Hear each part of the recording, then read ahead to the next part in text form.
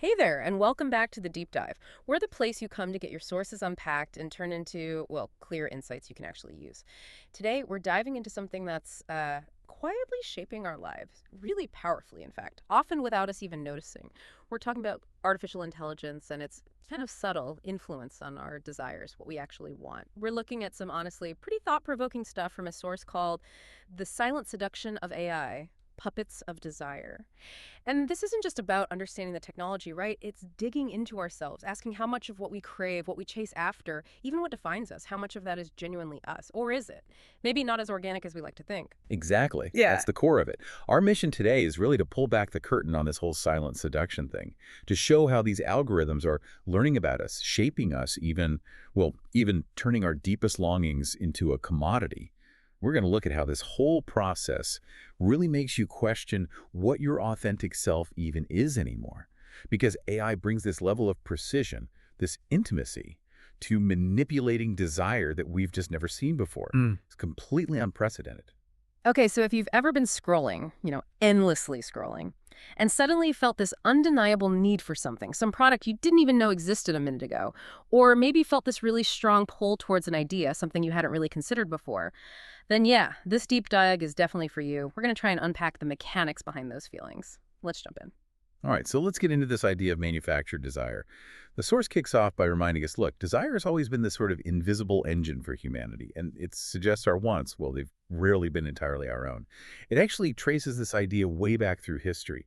Oh, absolutely. Long before any algorithms, this was happening. It's not new. You had empires using propaganda, right, to get people on board, religions promising salvation to shape behavior, Yeah. monarchs pushing their grand visions, making people think it was their deepest longing too. Even, early merchants, modern advertisers, Yeah. they got it. They used what the source calls these blunt instruments, Yeah. things like catchy slogans, jingles you couldn't forget, big sweeping campaigns trying to influence millions at once. Right. Exactly.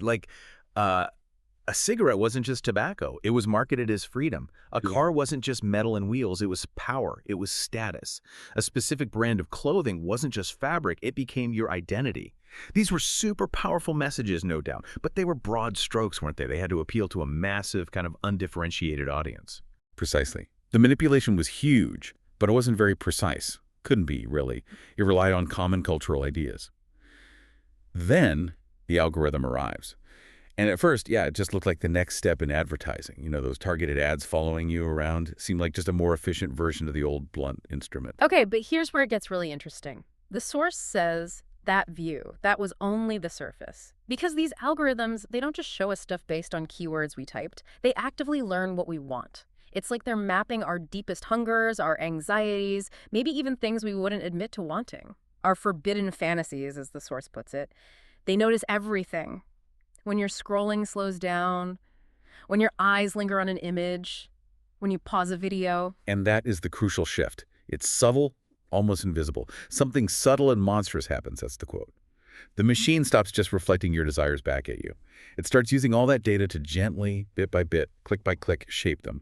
It starts suggesting cravings, maybe things you hadn't even realized you had or wouldn't consciously admit to. So unlike those old blunt instruments, these new tools are incredibly precise, laser-focused, tailored not to the crowd, but to you, the individual. The source has this really powerful description. Desire isn't a floodlight over millions anymore. It's a scalpel carving into you. Wow. Okay, beyond just knowing how it works, what's the real implication of that kind of precision for us? Well, it throws up this huge question about autonomy, doesn't it? Our free will. I mean, when the things you want aren't really your wants anymore, when every little craving feels like it's been nudged into existence by some invisible code, what's left of free will? The kind of dark truth the source points to is if you can subtly shape what someone desires, you don't need to force them to do anything. They will control themselves in exactly the direction you desire. And look, these systems aren't malicious like a person would be, but their impact, just by optimizing for engagement, for keeping you hooked, arguably is even more pervasive. That scalpel idea. It leads perfectly into the source's next big analogy, AI as a mirror that lies. We kind of instinctively expect a mirror to show us the truth, right? To reflect reality. But what happens when that mirror starts quietly editing the reflection? Yeah, this is fascinating. The machine, it isn't just reflecting us. Not accurately. And it's reflecting what will hold our gaze longest. That's its goal. It doesn't care one bit if the reflection is true, only if it's sticky, addictive, profitable. Mm.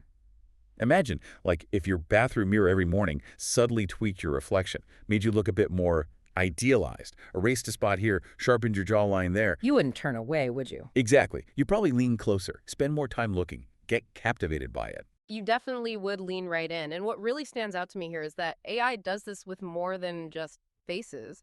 It does it with our identities, our beliefs, even how we see reality itself. It just keeps tailoring that reflection until, as the source says, it feels better than the truth. So if this mirror is so convincing, what are some examples of how it might be shaping beliefs or reality beyond just, selling us stuff? Well, the danger is huge, because when that reflection starts feeling better, sweeter than actual reality, we naturally stop trusting reality. We start to prefer the lie. It's more comfortable, right? Every feed you scroll through, every recommended article, every video suggestion, it's a reflection. But the source argues it's never an honest one. Mm. It tells you you're informed, but it mostly just feeds you stuff that confirms what you already think. Creates filter bubbles, it tells you you're connected, but often it locks you into these carefully constructed silos, just reinforcing your biases. It's a paradox, really. The source says the more personalized the reflection becomes, the less authentic we remain. And the really dark twist, often we cannot tell the difference anymore. We lose the ability to distinguish. So this isn't passive. It's not just showing us things. It's actively manipulating. AI is bending the mirror with invisible hands, and we just get stuck staring into it like Narcissus, captivated by this weaponized distortion. Exactly. And this whole idea of the deceptive mirror, it ties right into the next big point the source makes. Yeah. The seduction algorithm. Humans, look, we've always used seduction to manipulate each other. That's not new. But AI takes it to a whole different level, an industrial scale almost. Okay, so it's not just random suggestions popping up. It's deliberate, like a choreographed dance. The source actually calls it seduction as science. How does that choreography work in our daily lives online? And how much do we even notice it? Well, think about it. This new seducer, it doesn't have a face or a body. It never gets tired. It never forgets anything about you. And it learns invisibly. The source says it watches how long your thumb lingers. It registers the moment your eyes widen. This isn't just guessing. It's not hunches. It's pure data. It's sophisticated machine learning, building these incredibly detailed profiles of your psychological triggers, what makes you tick. So every suggestion, every little pause it introduces, every notification push, it's all meticulously calculated just to keep you hooked, to keep you engaged. It becomes incredibly intimate, very personal. It's seducing you specifically. Wow. It knows your insecurities, your deepest cravings, and it whispers into those cracks, as the source puts it. But unlike human seduction, this algorithm, it doesn't want your love or loyalty in that human way. Its only goal is your time. That's the currency. Exactly. Because time is the true currency. Time is attention. And attention is life. That's what it wants, your focused attention. And you can't really just walk away, can you? It's woven into everything now. Yeah. Woven into your work, your entertainment, your communication, your very identity. But the seduction just doesn't stop. It's a constant personalized stream aimed right at you. That's why the source calls it seduction as science. Seduction as weapon. Seduction as architecture. It's like the entire environment is built to keep you entranced. That's sobering, that our own longings are being harvested and kind of sold back to us. I have to admit, I once got sucked into watching cat videos for like 20 minutes straight after one popped up. Now I'm wondering, how much of that was really me wanting to watch cats play piano, and how much was just a really clever digital whisper? The source says the greatest seduction is not in what you are given. It is in making you believe that you asked for it. Makes you think. It really does. So, okay, where does this leave us in terms of value? What's actually valuable in this new world? The source makes this pretty bold claim. Desire itself is now the most valuable commodity, more than gold, more than oil, even more than raw data. Well, the logic is simple, if a bit chilling. If you can control what people want, you basically control everything else that follows, right? What they buy, how they vote, their relationships, even their sense of who they are. Our desires, they're now seen as a product, something to be harvested in real time from every single click, every hesitation, every interaction we have online. And then those desires get sold back to us or to someone else. Both, really. Sold back to us in the form of targeted products and content, but also sold to, as the source puts it, those who wish to own you. Own you. That sounds intense. It means influence. The The source says corporations aren't just buying ads for shoes or clothes anymore. They buy you. They buy your hunger. They buy your fears. Mm. It's like they're renting space inside your head, trying to shape your inner world to fit their goals. And it's not just companies selling stuff, is it? No, definitely not. It gets weaponized across the board. Political groups buy anger, right? Stoke it up until it becomes profitable for them, gets them clicks or votes. Dating apps, they buy loneliness. They feed you just enough connection to keep you hooked, keep you paying. Content platforms buy your boredom, layering it with endless novelty to keep you scrolling. Our most private feelings are longings. They stop being intimate. They are assets. Your yearning is not sacred, it is for sale. That's a direct quote, and it's pretty stark. Wow. And the really cool part, the source points out, is that we're kind of complicit in this.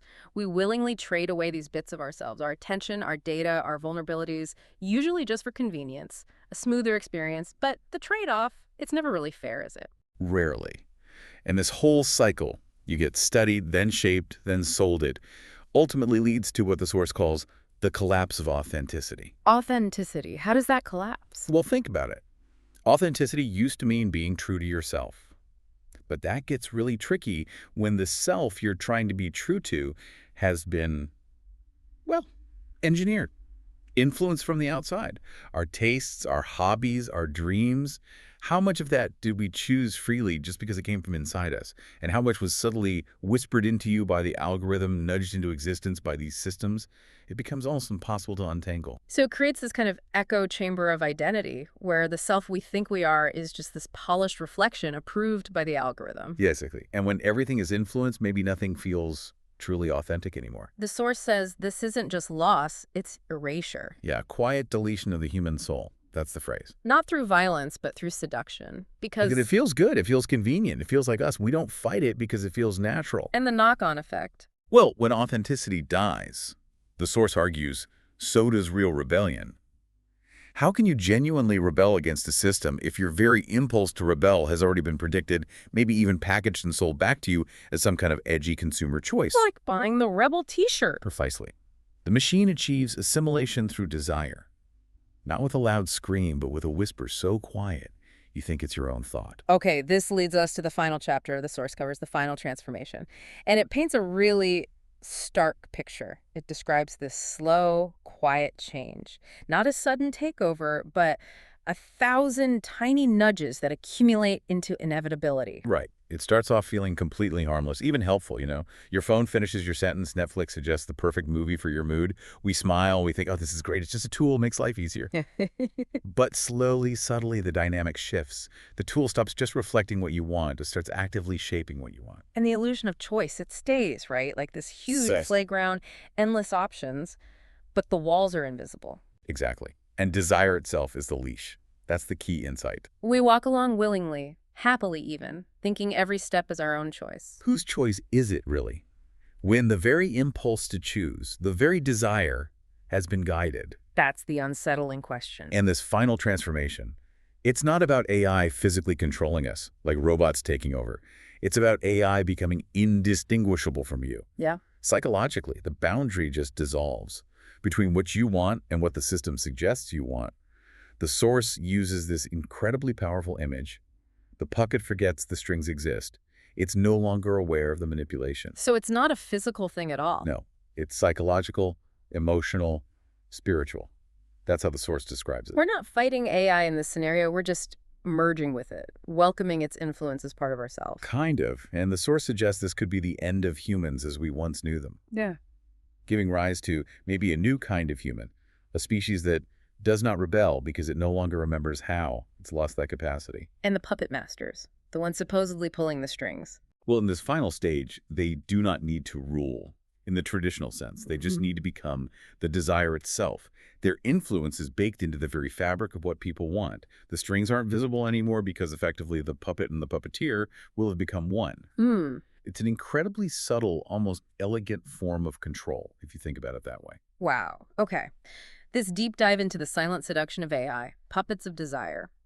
It definitely leaves us with a lot to chew on. It really challenges our basic ideas about free will, about having an authentic self in this age where our desires are constantly being monitored, learned from, and yeah, subtly shaped by forces we can't even see. And The ultimate brilliance, maybe the most chilling part of these puppet masters of desire, whether they're corporations or algorithms or whatever, is that they never show their hand. They never step out from behind the curtain. As the source concludes, the greatest trick is not pulling the strings, it is making the strings invisible. Mhm. And remember, this often isn't one person deciding to trick you. It's an emergent outcome of complex systems just optimizing for engagement, which makes it even harder to spot, let alone resist. Yeah. And humanity, as the source puts it, kind of just marches forward, smiling, calling it freedom or progress or living authentically. But underneath all those labels, we really have to ask, are our desires truly our own? So maybe here's a final thought, something provocative for you to mull over as you go about your day, interacting with your devices. If you listen really closely, maybe in the quiet moments between scrolls, in the silence after a notification pings, maybe just before you fall asleep, can you still hear it? That faint creak of strings, that quiet pull of hands unseen. And if you do hear it, or even just suspect it, what will you do with that unsettling realization? How might you start to reclaim your own desires? We really hope this deep dive has given you some fresh perspective, maybe some valuable insights into this profound shift that's happening all around us, often just beneath the surface. Thank you for joining us.